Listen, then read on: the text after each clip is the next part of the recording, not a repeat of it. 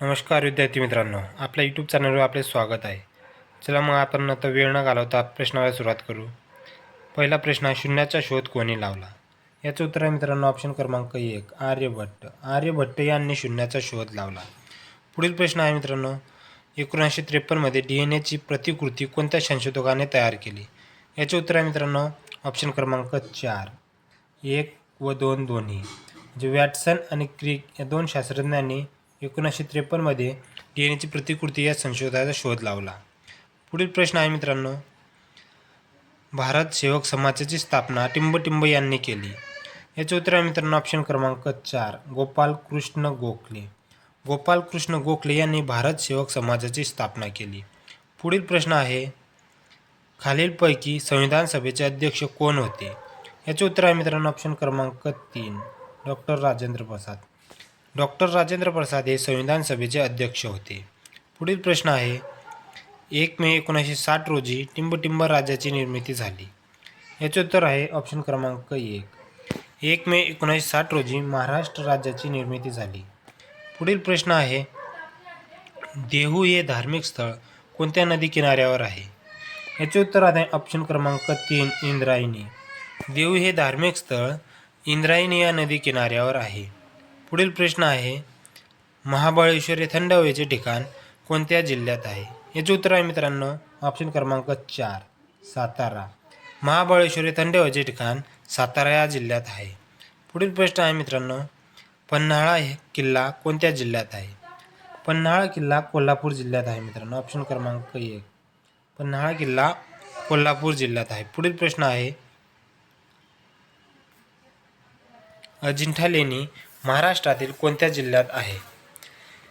याचे उत्तर आहे मित्रांनो ऑप्शन क्रमांक 2 छत्रपती संभाजी महाराज नगर. अजिंठा लेणी छत्रपती संभाजी महाराज नगर या जिल्ह्यात आहे मित्रांनो. पुढील प्रश्न आहे, महाराष्ट्रातील क्षेत्रफळानुसार सर्वात मोठा जिल्हा कोणता आहे? याचे उत्तर आहे मित्रांनो ऑप्शन क्रमांक 3 अहमदनगर.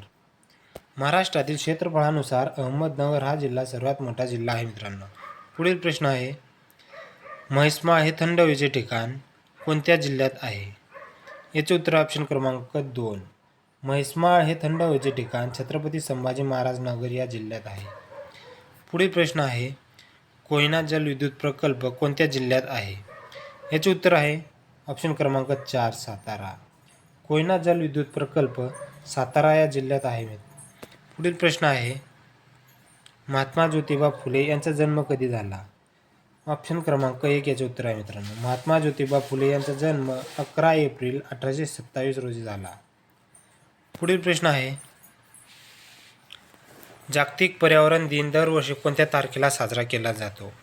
याचं उत्तर आहे मित्रांनो ऑप्शन क्रमांक 3 5 जून या दिवशी जागतिक पर्यावरण दिन दरवर्षी साजरा केला जातो. पुढील प्रश्न आहे, रयत शिक्षण संस्थेची स्थापना कोणी केली? याचे उत्तर आहे ऑप्शन क्रमांक 1 कर्मवीर भाऊराव पाटील.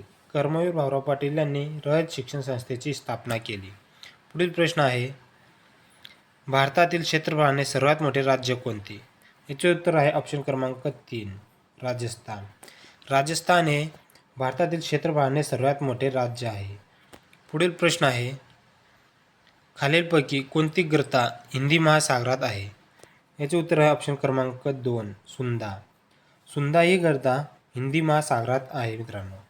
पुढील प्रश्न आहे, स्वातंत्र्यवीर सावरकर यांनी 1904 मध्ये क्रांतिकारकांची संघटना स्थापन केली होती. याचे उत्तर आहे मित्रांनो ऑप्शन क्रमांक 1 अभिनव भारत ही संघटना 1904 मध्ये स्वातंत्र्यवीर सावरकर यांनी स्थापन केली होती. पुढील प्रश्न आहे, खालीलपैकी कोणता भाग भारत व श्रीलंका यांना दुभागतो? याचे उत्तर आहे ऑप्शन क्रमांक 1 पाल्कची समुद्रधुनी. भारत व श्रीलंका यांना दुभागणारा पाल्कची समुद्रधुनी यामुळे भारत व श्रीलंका एकमेकापासून वेगळे झालेले आहे.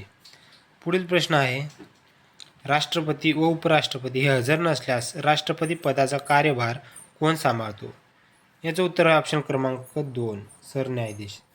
जर राष्ट्रपती उपराष्ट्रपती हे दोन्ही गैरहजर असल्यास सरन्यायाधीश हा त्यांचा पदाचा कार्यभार सांभाळतो.